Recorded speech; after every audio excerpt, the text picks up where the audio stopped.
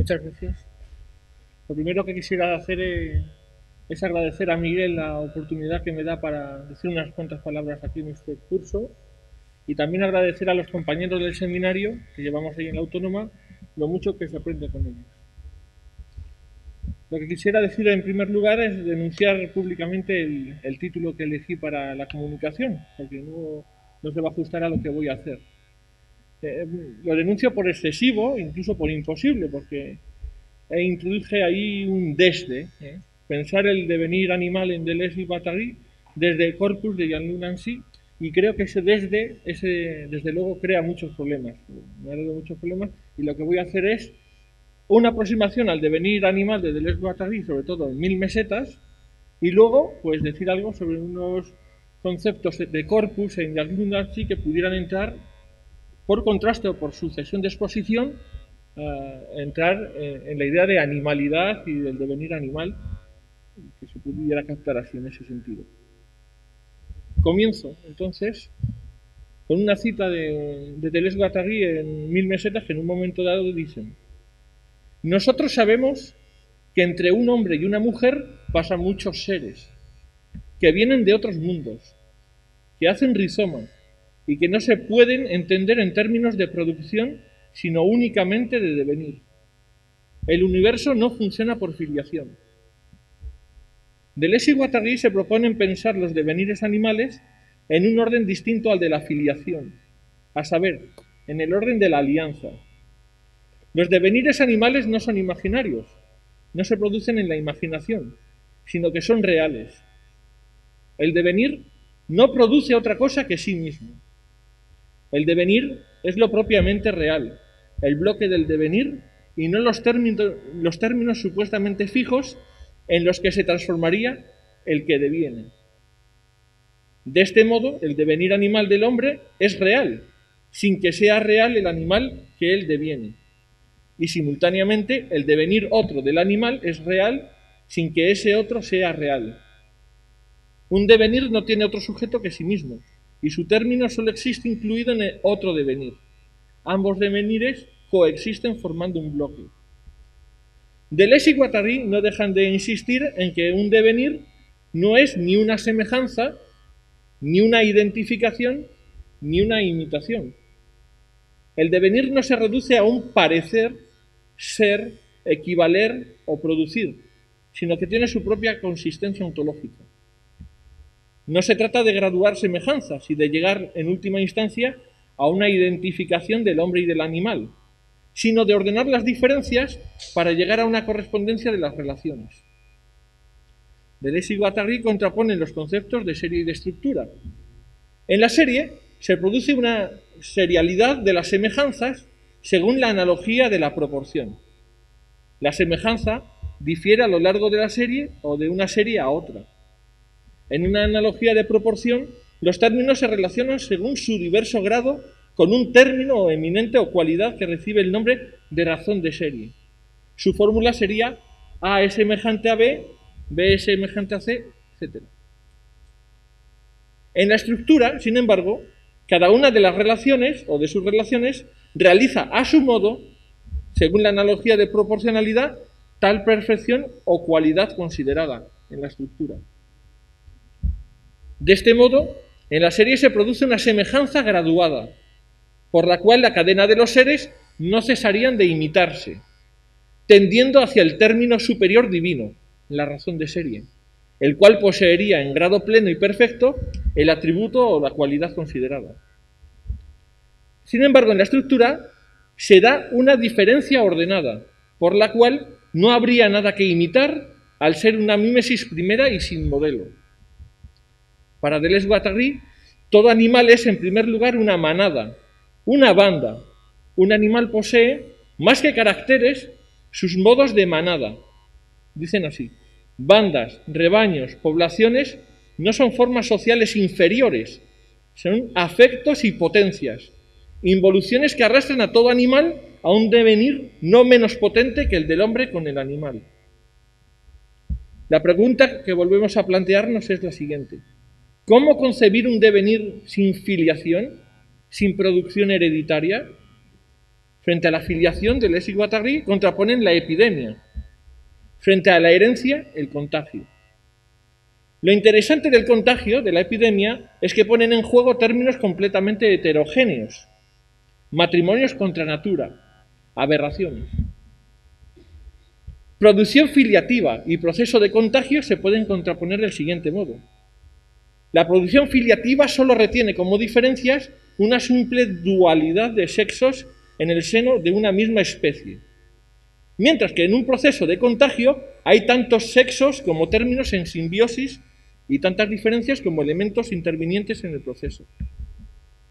La localización en la cual el hombre realiza o efectúa sus devenires animales son los agenciamientos, en los que entran las multiplicidades de términos heterogéneos y de cofuncionamiento por contagio.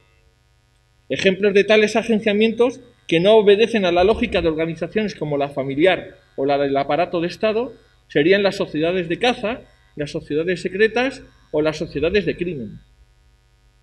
En ellas no hay regímenes de filiación de tipo familiarista ni modos de clasificación de tipo estatal. Deleuze y Guattari rechazan jerarquizar las colectividades, incluidas las animales, según un evolucionismo imaginario que consideraría a la manada como el nivel inferior en la escala. Todo devenir implica multiplicidad, celeridad, ubicuidad, metamorfosis y potencia de afecto. Ahora bien, siempre que haya una multiplicidad encontraremos también un individuo excepcional con el cual se establece la alianza para devenir animal. Así el jefe de la banda o el señor de la manada. Como cuentan brillantemente Deleuze y Guattari, el capitán Ahab tiene un devenir ballena que evita la manada y pasa directamente por una alianza monstruosa con el único, con el leviatán, en este caso Moby Dick. Por tanto, todo animal tiene su anomal, que concierne con lo desigual, lo rugoso, lo máximo de desterritorialización. Mientras que lo anormal se define en función de caracteres específicos o genéricos, lo anormal es una posición o conjunto de posiciones con relación a una multiplicidad. El anormal como elemento preferencial de la manada no tiene nada que ver ni con un individuo favorito, doméstico o psicoanalítico, ponen el caso de las mascotas domésticas, los animales mascotas en el hogar, ni con el modelo o término eminente de una serie. El anormal solo contiene afectos y no implica ni sentimientos familiares o subjetivos, ni caracteres específicos o significativos. Es un outsider que llega y desborda por el borde. Es un fenómeno de borde. Una multiplicidad queda definida, según Deleuze y Guattari, no por los elementos que la componen en extensión, ni por los caracteres que la componen en comprensión, sino por las líneas y dimensiones que implica en intención.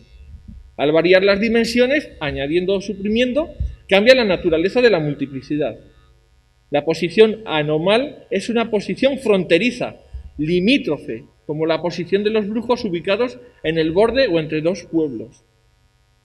El sentido del esquizoanálisis o de la pragmática que llevan a cabo Deleuze y Guattari en 1000 mesetas señala que hay que hacer rizoma aunque no se sepa de antemano con qué. Se trata de experimentar. La creación afirma lo inédito, que surge de alteraciones, recomposiciones, desordenaciones, interrupciones e irrupciones. Se apuesta por la producción de un territorio de experimentación y de la experimentación cada vez de un nuevo territorio. Indudablemente, Deleuze y Guattari inspiran en el pensamiento de Nietzsche, el cual, tal y como señala Martin Oppenheim en un excelente ensayo llamado Después del nihilismo, ataca los condicionamientos de la historia, cotejándolo con otra historia que ofrece un relato más propicio a la recreación y a la plasticidad. La fascinación por el mundo helénico y la embriaguez dionisíaca no se nutren de la nostalgia por una naturaleza primigenia, sino todo lo contrario. Una historia que se acercaría más a la plasticidad estética que al desarrollo lógico de una razón redentora. Es esta ratio, razón, la que establecería o fundamentaría la distinción hombre-animal, a través de su autorrepresentación constructiva y mensurante. Esta distinción metafísica obedece, según la genealogía nietzscheana de las voluntades de poder, a una voluntad de dominio enmascarado y mistificada como pretensión científica desinteresada. En este sentido, somos la representación que la razón, dentro de nosotros, se hace de nosotros. La individuación está expuesta al vacío sin fondo, que ya no remite a una interioridad sustancial. Se rompe con toda definición esencialista del hombre y del animal, y ya no tiene validez la lógica dominante de la identidad codificada.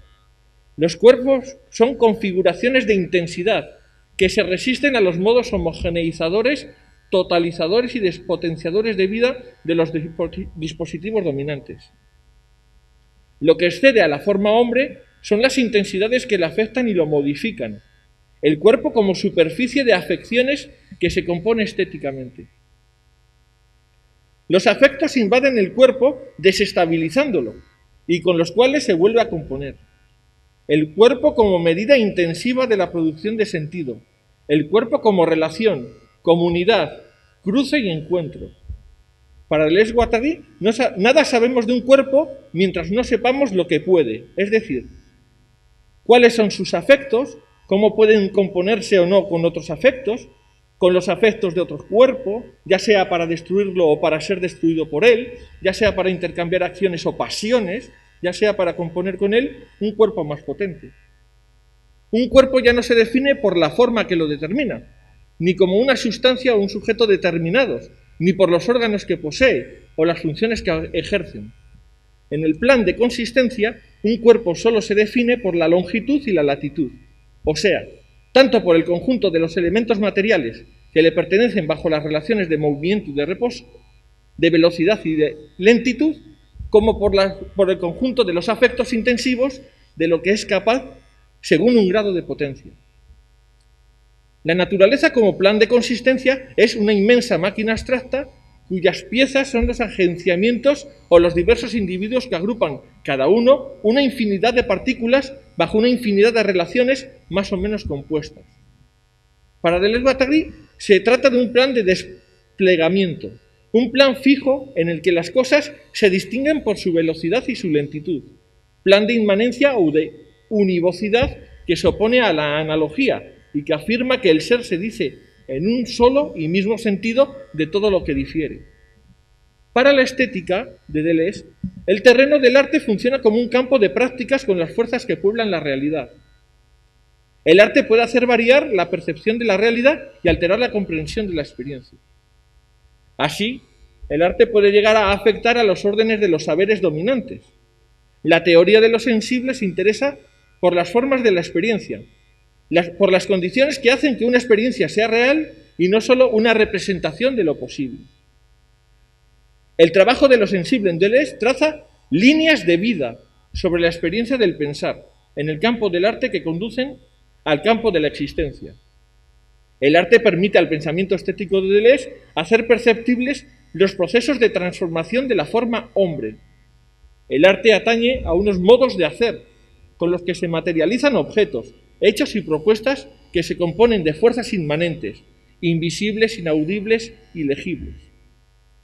Las fuerzas o intensidades inmateriales con las que se compone un hecho estético se articulan con las fuerzas de la realidad que constantemente atraviesan al sujeto. Los afectos y los perceptos desestabilizan la percepción y la lógica del sentido del sujeto, accediendo a una zona de indeterminación en la cual el sujeto ya no se reconoce. Las sensaciones desorganizan y promueven microvariaciones en las formas de percibir y ser sensible del sujeto. En la estética de Deleuze, las fuerzas vitales son entendidas como grados de intensidades que el cuerpo del hombre advierte como sensaciones. Las fuerzas provienen de un exterior que afecta el territorio subjetivo, una exterioridad que le es inmanente al sujeto.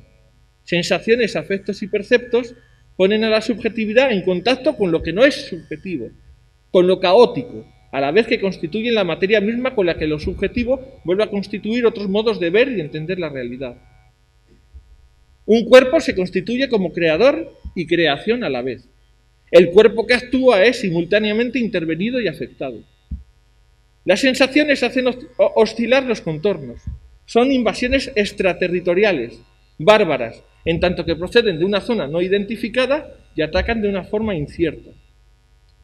El territorio estético sufre procesos de desestabilización que se producen por la acumulación de intensidades, cuando ya no se puede seguir haciendo circular las intensidades como se hacía hasta ese momento. La desterritorialización y la reterritorialización no suponen ninguna aniquilación territorial ni ningún retorno a un territorio desde la nada. Más bien conciernen a estados de desorganización y reorganización en el modo de agenciar las fuerzas y darles expresión. Una realidad intensiva constituye el mundo en la cual es infinitamente mayor y menor simultáneamente que la forma hombre. El devenir trata del estado de alteración que experimenta un punto de vista afectado por las intensidades y que provocan en él nuevos modos de sentir. El afecto no es el pasaje de un estado vivido a otro, sino el devenir no humano del hombre. Es en las zonas de indeterminación donde se liberan los flujos intensivos que provocan tales modificaciones. Así, la pintura de Francis Bacon, según Deleuze, hace visible esa zona de indeterminación, lo más acá y lo más allá de la forma humana. Una zona de indiscernibilidad, de indecibilidad entre el hombre y el animal. No se trata que Bacon haya combinado formas humanas y no humanas, sino que es un acontecimiento estético entre la forma hombre y la forma animal. Una forma no se convierte ni limita a la otra, sino que algo pasa entre ellas que les altera. Ese algo que pasa son los flujos intensivos, que permiten el encuentro de animal y hombre en un punto no formal. El devenir concierne al envío de la forma, hombre, hacia fuera de sus límites sensibles. En la teoría estética de Deleuze, el devenir no equivale a una fuga de la realidad, sino únicamente a una fuga de las representaciones de la misma, es decir, de lo que está sometido al dominio, de lo mismo y del ejercicio estéril del mero reconocer la repetición de lo mismo. Es una fuga de las formas sensibles y sensatas del sujeto. En Kafka, por una literatura menor, otra obra resultado de la escritura a cuatro manos entre Deleuze y Guattari, afirman que nuestros hombres que el devenir animal consiste en hacer el movimiento, trazar la línea de fuga en toda su positividad, traspasar el umbral, alcanzar un continuo de intensidades, encontrar un mundo de intensidades puras en donde se deshacen todas las formas y todas las significaciones, significados y significantes, para que pueda aparecer una materia no formada, flujos desterritorializados, signos asignificantes. Para Deleuze, el artista no trata de representar la realidad, sino de experimentarla y dar a ver tal experiencia. El poder del arte, entonces, consiste en ser una ventana a lo invisible y componer una cantinela con lo inaudible, siguiendo a Paul Klee, hacer visible y no hacer o reproducir lo visible. El arte capta las fuerzas invisibles y las pone en relación con las sensaciones que suscita un cuerpo. El arte posee una dimensión política cuando pone en relación lo que siente el cuerpo con lo que provoca esa sensación. El arte hace pasar una fuerza invisible por lo visible, como una forma de resistencia contra lo que determina lo que sentimos. Hay fuerzas con las cuales agenciarse y fuerzas contra las cuales luchar. Para Deleuze, la crítica actúa como forma de resistencia a los códigos y discursos de la estética dominante. La clínica del sinsentido no pretende solucionar los vacíos de sentido o los componentes asignificantes de los regímenes de significación.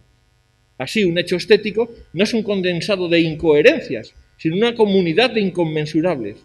La comunidad de lo que no tiene nada en común. Hasta aquí la primera parte a la que aludí, dando una especie de bosquejo sobre el devenir animal y otras consideraciones en Deleuze y Guattari, y brevemente voy a referirme a la tentativa que he hecho sobre Corpus de Jean Nancy, que podían entrar o vincularse a esta cuestión del devenir animal. Para Nancy, la palabra cuerpo quizás sea, de todo el lenguaje, la palabra de más. El sentido ya no es aquel centro cerrado, plegado sobre sí mismo, que servía de fundamento, de sustentación de los entes. Ahora el sentido está abierto en el límite. El sentido es el límite, el sentido es la piel de la exposición. El sentido es cuerpo porque el cuerpo es la apertura. El tacto, frente a los otros cuatro sentidos, se extiende por todo el cuerpo, recorriéndolo, envolviéndolo, dejando siempre espacio, siempre siendo límite. Siendo como el límite en el mundo, como siempre siendo límite por el tacto. El contacto, al estar constantemente tocando y siendo tocado, el tacto marca nuestro límite. El tacto es el límite. Tocar es existir sin significar. Se muestran los cuerpos como su pura extensión, sin fondo. Los sentidos están para sentir el sentido, el cuerpo del sentido siempre cambiante. Ser límite es la única manera de existir, estar expuestos al límite constantemente. Nancy reconoce algunas leyes, como la ley del menor contacto o del guiño de ojos como intensidad máxima de goce. La ley según la cual no hay sexo sin un mínimo de amor, ni amor sin sexo, aunque sea imperceptible. La existencia no permite conocimiento, únicamente tocarse. No admite las esencias ni su búsqueda. Lo que hay son límites, superficies. Existir consiste entonces en el ser límite expuesto al tacto del mundo. Cuerpos expuestos como obra desobrada, moviéndose en su límite. No hay un interior que pueda dar alberga a un significado, a una esencia. El cuerpo es siempre infinitamente finito, siempre singular en su pluralidad. Escribir es dar sentido, en tanto el sentido es cuerpo. Al límite tocándose con el mundo, sintiendo el sentido. Imposibilidad de una unificación significante, una constante dialectización sin capacidad de síntesis, una contraposición de fuerzas que no da por resultado otra cosa que no sea la propia tensionalidad que produce el tacto. Así, el beso es una agresión en el momento en que los labios se juntan. Todo el tiempo y el espacio parecieran diluirse en un instante en donde la revolución de los sentidos atraviesa todo el cuerpo y el mundo para juntarse en roce de esos labios. Un juego de roces, no hay más que tocar y ser tocado infinitamente, poder ser siempre tocado en el otro, definitivamente singularidades expuestas en un tocar ligeramente, rozar, apretar, hundir, estrechar, alisar, frotar, acariciar, palpar, masajear, oprimir, pellizcar, morder, chupar, coger y menear. Muchas gracias.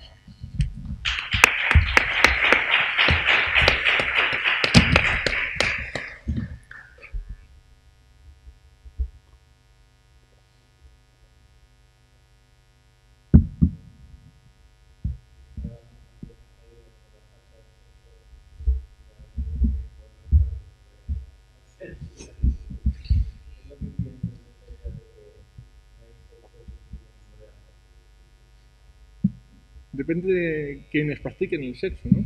No tienen que decidir, ¿no? Había que practicarlo para poder decidirse por la cuestión.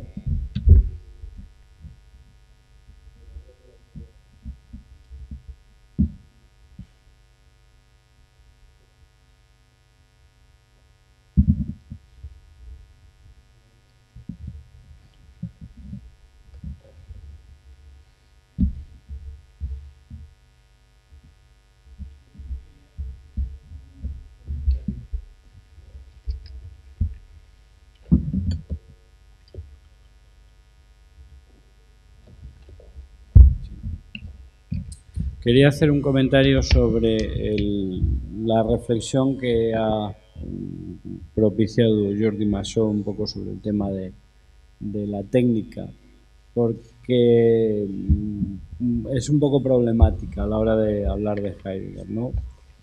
Sobre todo porque la idea de la técnica efectivamente, bueno, pues por un lado es cierto que la técnica aparece en la pregunta por la técnica como quizás lo monstruoso que se realiza bajo la apariencia o la forma del Gestel, y quizás la técnica sea para Heidegger en realidad no la responsable del olvido de la pregunta del ser, sino la culminación de la historia de la metafísica de ese olvido. Es decir, de algún modo para Martin Heidegger es cierto que la técnica aparece como vollendete Metaphysik, como metafísica plenamente realizada, y que en el ámbito de lo técnico pues se produce, por así decir, el olvido absolutamente peligroso, en el sentido de que es no solo responsable del olvido de la pregunta por el ser, sino que incluso la técnica vuelve inesencial y vuelve hasta estúpidas esas preguntas. Es decir, el dominio de la técnica oculta todo otro modo de desocultar, y por eso, frente al dominio de la técnica, que es algo que le pasa, por ejemplo, a la filosofía, a la poesía, a la literatura o al arte, los otros modos de desocultar aparecen como inesenciales. ¿Qué es lo que pasa efectivamente frente al triunfo de la técnica? Pues que la imposición técnica hace que la reflexión filosófica humanística aparezca como una estupidez, algo inútil, ¿no? Y es cierto que ese ocultamiento se produce. Pero, sin embargo, también es cierto que Heidegger dice con respecto a la técnica que la técnica es un modo de desocultar. Y por tanto, también dice que la técnica es un modo de hacer aparecer la verdad. Y en este sentido es un modo del aleuceuen, es decir, del desvelar o del desocultar, que también está íntimamente vinculado con el arte. No en vano, arte y técnica compartían su nombre originalmente en la cultura clásica griega. Y por tanto, cuando tú has presentado un poco el modo de desvelar o de desocultar del arte al final de tu intervención, frente al modo de ocultar de la técnica, hay algo que es necesario pensar, y es que de algún modo arte y técnica comparten un origen común, y que puede que en ese origen común haya también la posibilidad de aprender, de descubrir, de desvelar eso que se nos oculta, ¿no? Tú has apuntado un poco a las imágenes de la mediación técnica en el arte contemporáneo con la obra de Stellark, y has mencionado, por ejemplo, el manifiesto Cyborg de Donna Haraway como modos en los que quizás la técnica permite un nuevo modo de aparecer de lo humano que tendría que ver mucho también con el arte. Yo creo que Heidegger tampoco estaría tan en desacuerdo con esa visión de una relación entre arte y técnica, en la que en último término la técnica mostraría también su elemento esencialmente artístico, ¿no? Vamos, por continuar con tu comentario, ¿no? Primero, yo solo añadiría que Heidegger sí que se cuida de, lo veo yo, de distinguir entre dos técnicas. La de la técnica moderna frente a esa técnica, o esa tecné, que realmente es una recuperación de la idea originaria griega y que la emparenta con la poiesis.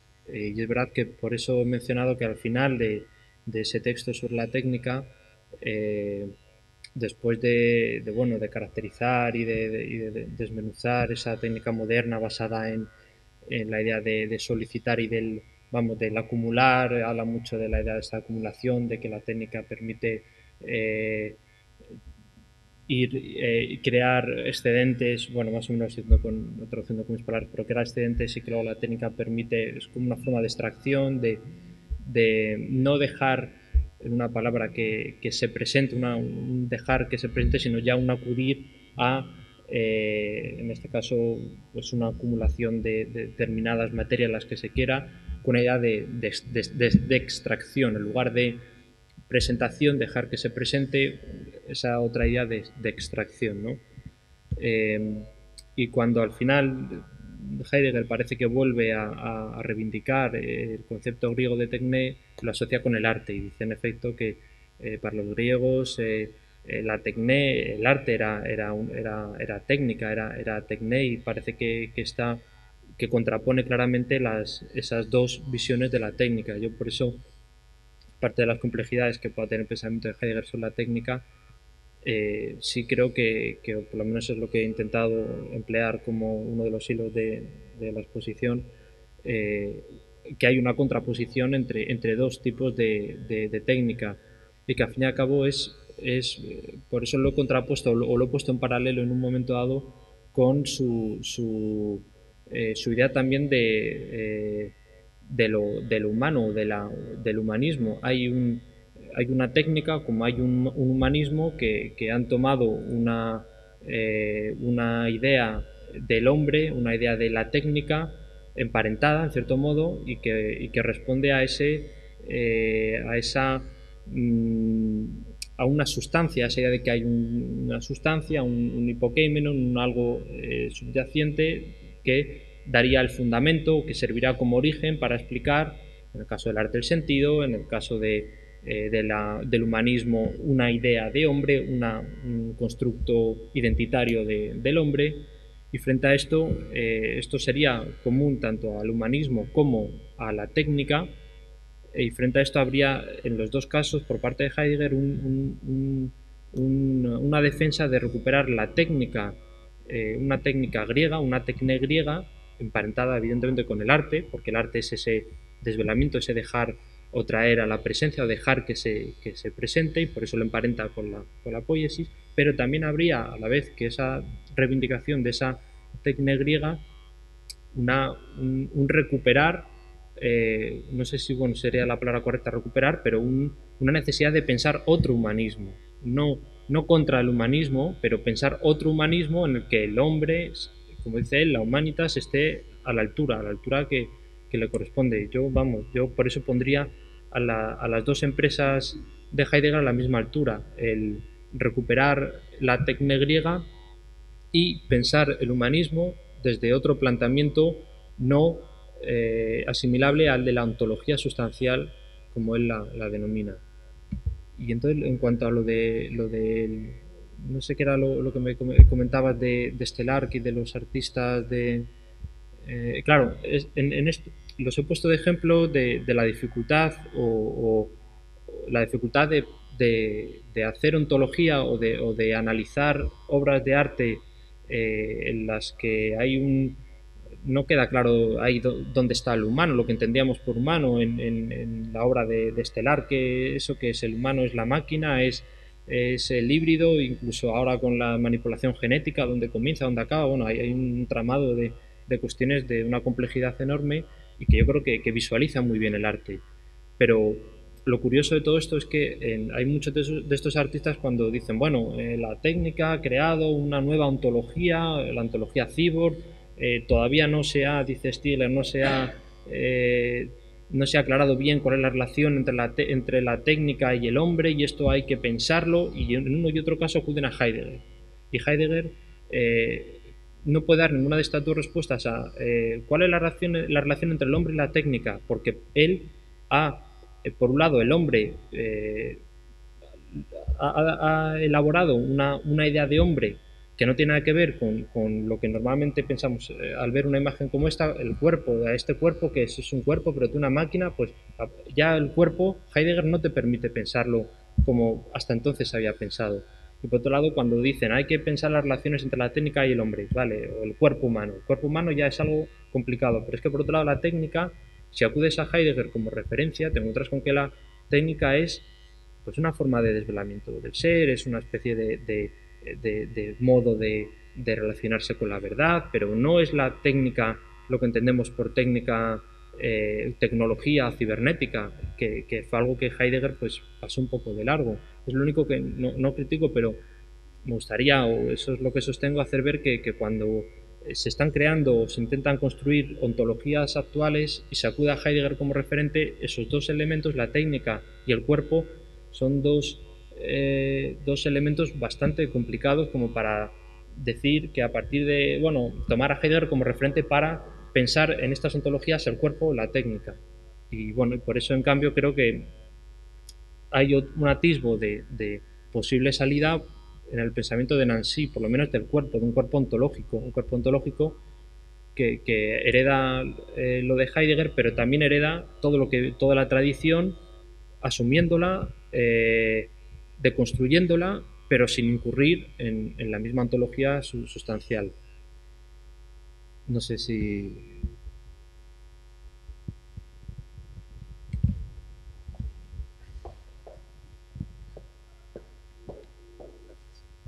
Sí, también quería hacerle una pregunta a Jordi Massó, felicitándole por su ponencia, que me ha gustado mucho, a pesar de que no estoy de acuerdo con algunas cosas, pero me ha parecido bien construida, sobre un detalle en realidad muy nimio y de hecho poco filosófico de su conferencia, pero que ha sido sobre la imagen de la acción 6, que como has dicho, siempre te ha parecido muy inquietante, a mí también la verdad es que me lo ha parecido mucho, no la conocía y sin embargo, has dicho, comentándola, algo con lo que no sé si estoy muy de acuerdo. Has dicho que ahí el propio autor se oculta la cara, en general se venda todo el cuerpo, no dejando reconocer sus rasgos, has dicho como una negación o como un rechazo de la idea de sujeto por sus implicaciones metafísicas, o has dicho algo así, por digamos, una noción profundamente metafísica.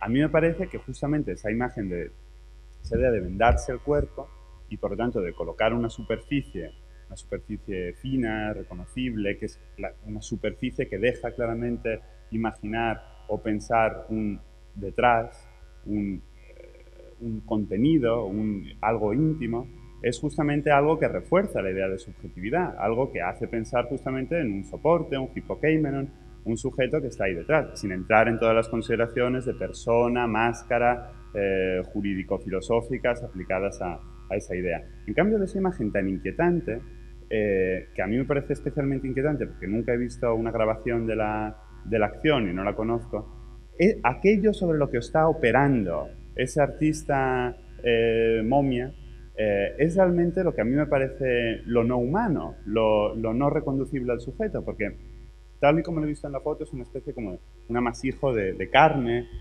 un cuerpo, no, si puedes volver a ponerla, es decir, yo creo que lo que quizás nos puede dar la idea del fin o de la negación del sujeto es justamente la idea del desmembramiento, la idea de la sangre, de las vísceras, de lo no reconducible a forma. Mientras que la venda lo que hace justamente es marcar, señalar, definir la forma. Esto también desde un punto de vista psicológico, en función de lo que ha llamado Adriana Cabarero, eso del horrorismo, ¿no? El horrorismo como esa sensación o esa actitud, etcétera, del horror contrapuesto al terror, que nace justamente de la visión del cuerpo deforme, del cuerpo que no se puede reconocer, no se sabe dónde está la cabeza, dónde están los pies. Entonces las mutilaciones, los cortes, como tú has dicho, que también han sido empleados por el arte contemporáneo, yo creo que por ahí sí que podemos tener un acercamiento plástico a algo que puede ir más allá del sujeto, pero justamente me ha llamado la atención que cuando yo he visto esta imagen y tú estabas hablando de la superación de la subjetividad, he dicho, pues claro, eso sobre lo que opera, lo que está ahí, sea lo que sea. Pero no, ciertamente, en mi opinión, el artista momia. Pero me interesa mucho tu opinión y me gustaría saber qué piensas. Como ves, es un detalle nimio, pero es para comparar esta imagen que también me ha parecido a mí inquietante. Como he señalado, no sé si te voy a responder y si no es así, pues vuelve a intervenir, por favor. Al contrario que otros accionistas vieneses, que Moer, que Nietzsche, que él es el único en el cuya obra es difícil identificar al artista. Los otros sí que puedes ver el rostro de Bruce, de Nietzsche, pues, aunque aparezca pintada, hay algún, pero el rostro, que era lo que me interesaba sobre todo mostrar, o el cuerpo, no permite identificar al artista. No solo en esta acción en la que se venda, pero hay otras en las que, bueno, se ve que su torso y sus genitales, y se cuelga una bola de sus genitales y hace algún daño al pene, hace algunas cosas de las que hay también imágenes, pero en todas las imágenes solo ves el torso. Mientras que, como digo, los otros accionistas sí que casi siempre es identificable el artista. Eso a mí la he escogido, bueno, quizás no sé si es significativo o si en cierto modo puede que haya hecho una trampa, pero bueno, tampoco lo he cogido como representante de un movimiento, ¿no? Sino en su individualidad. Y este artista en concreto, las obras de este artista tienen la peculiaridad o permiten sobre todo visualizar muy bien un cuerpo, punto. No como la anterior, hay un retrato en el que hay una figura, pero es el cuerpo de, e inevitablemente, no solo porque conocemos a Picasso, pero los retratos, ya si vamos a retratos con una cierta abstracción o cubismo, ya es difícil identificar, pero ante un retrato normalmente buscamos o preguntamos de quién es este retrato, la identidad de la persona representada, el cuerpo de quién es. Y simplemente por eso había cogido esta imagen, podía haber cogido otra del mismo artista por lo mismo, porque aquí ya no te funciona la pregunta de quién es este cuerpo. Por lo tanto, no sé si sería tanto la subjetividad lo que estaría aquí en cuestión, como la noción de identidad, de quién es la identidad, y unida a la identidad el cuerpo, ¿no? A través del cuerpo, el cuerpo remitiría a una identidad. Esos rasgos de esos autorretratos de Picasso remiten a Picasso, lo que conocemos como era Picasso, y sabemos que hay un cierto parecido, y eso es lo que se busca en un retrato, probablemente, el parecido, según esa lógica mimética. En cambio aquí ya no funciona esa misma pregunta. Ya no es de quién es el cuerpo de, sino que es un cuerpo. Y yo creo que sí que puede haber esa voluntad por parte de este artista, este accionista, de mostrar el cuerpo, un cuerpo que sufre, un cuerpo al que se le tortura y claro, evidentemente es un cuerpo que ya está desontologizado, porque de cierto modo es un cuerpo, a mí me queda esa pregunta, ¿es un cuerpo humano? ¿Es un cuerpo, o sea, este es el hombre que el hombre el que se está haciendo este daño? Pero por otro lado, por eso digo que hay una tradición, que el cuerpo ya desde hace décadas se había convertido en un soporte del arte, ya no es el cuerpo humano para el arte, es el cuerpo como objeto, como soporte. También eso creo que acarrea implicaciones ontológicas, pero creo que lo fundamental, por resumirlo, es esa idea del cuerpo de o un cuerpo. Aquí hay un cuerpo. Y frente al cuerpo de Picasso de los retratos. No sé si... ¿sí? Bueno, felicitaros a los dos por vuestras intervenciones, que me han parecido muy interesantes. Y yo, bueno, tenía una pregunta quizá un poco más tangencial o anecdótica para Jordi, que ya que has mencionado a Donna Haraway, quería preguntarte si habías tenido la oportunidad de tratar o abordar en algún momento o ver, conocer su obra posterior y ver cómo, porque tiene luego un libro que es otro manifiesto que es The Companion Species Manifesto, y luego otro libro que se llama When Species Meet, cuando se encuentran las especies, ¿no? En los que se basa un poco en su relación personal, incluso con sus perros, para analizar otra serie de temas y demás. Entonces, un poco cómo encuadrabas igual esa deriva en los temas que has estado tratando, ¿no? Si lo siento si te he puesto ahí en un este. Y luego simplemente, ya que se ha preguntado, ha surgido el tema de la identidad y el reconocimiento y de esta imagen, simplemente quería hacer un comentario al respecto de que yo personalmente pienso, y igual yo soy una historiadora del arte, y desde la historia del arte se ha tratado en ocasiones lo del tema del reconocimiento y demás, y que no es la misma reacción la que se tiene en cuanto a empatía, en cuanto a una serie de cuestiones ante un rostro que reconoces, en el que te reconoces, que ante una cabeza vendada o un cuerpo vendado, ¿no? O sea, que a muchos niveles no es lo mismo. Entonces, que sí que se da un poco ese borrado de la identidad, o vamos, que yo creo que sí que se da ese borrado de la identidad que comentabas antes.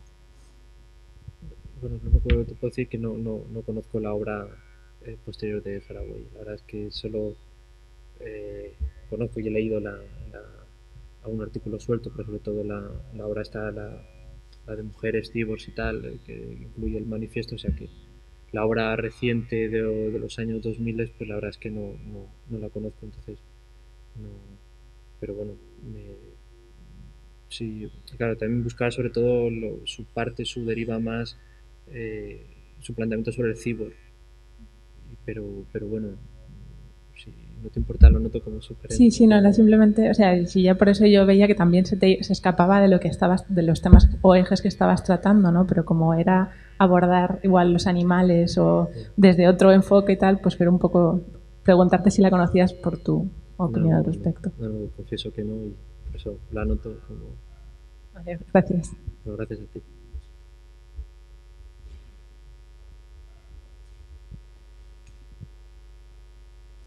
Sí, yo quería hacer una pequeña reflexión con respecto a lo de la identidad. A mí normalmente cuando no reconozco una cara y no reconocer un sujeto concreto, me produce todo lo contrario, es que todos podemos identificarnos, se convierte en un sujeto que cualquiera puede ser. Creo que hace ese efecto reflejo. Para mí podría ser una de las razones por la que se deja de ver la identidad concreta de alguien. Y luego, bueno, cuando comentabas que había así como una contradicción. Por un lado, se decía que el cuerpo es el campo de acción al que ha quedado reducido la filosofía, ¿no? Desde una perspectiva no esencialista, que parece que se contrapone a un ser fuera de sí. Me hace pensar en el tema de los ceros y unos, ¿no? Cómo este ser que somos, por un lado, la tecnología amplía nuestro cuerpo a ese espacio donde está absolutamente fuera del cuerpo. Es, digamos, un hecho contemporáneo que parece que tal vez podría ser un punto de encuentro entre esa especie de contraposición. Perdón, no te he oído.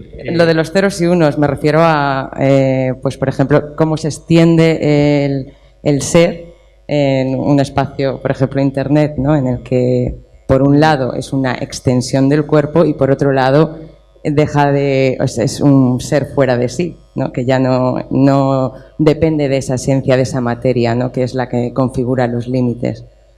No sé qué opinas sobre eso. Se me ocurrió solamente nada, no, me parece muy interesante el comentario y solamente hay una de las acciones de Estelar que es también bastante conocida, que le está metido como una especie de, bueno, un aparato que pueden controlar, y hay otro que se mete un dispositivo que controla, ya no recuerdo qué parte de algo de los sus gástricos, o no sé exactamente, es un aparatito que él mismo se implanta y que por internet podían controlar los internautas en otros sitios del mundo, y era, bueno, eso ya era incluso ir un paso más, ¿no? Ya aparte de el problema o la cuestión del híbrido o el estatuto ontológico de un híbrido, esto ya sería pues ya a más, ¿no? Es el cuerpo controlado desde vía telemática, vía a través de, con lo cual, bueno, ya no sé, no me he parado tampoco a pensar en ello, ¿no? Pero es una cuestión que también, que eso incluso el cuerpo o la ontología o las identidades, todas estas cuestiones a través de internet, pues es otro problema muy candente, claro, pero no, gracias por